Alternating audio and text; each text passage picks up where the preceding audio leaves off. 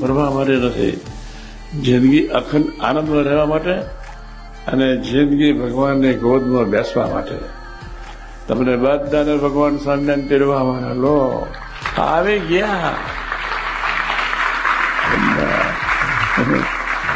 આવી ગયા લેવા દેવા વગર. પણ આજથી વાણીથી નપાસ નહીં થવાનો, આટલું કરજો. એ તો ભગવાન સ્વામી તેડવા તો આવે, પછી કદાચ મૂકીને જતા રહેતો, પણ વાણીથી નપાસ નહીં થવાનો.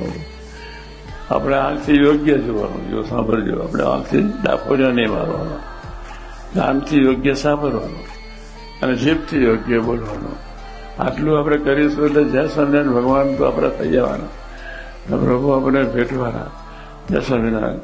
તમને તો આવશે પણ તમારા પરિવારમાં લેવા આવશે. હા, સાથે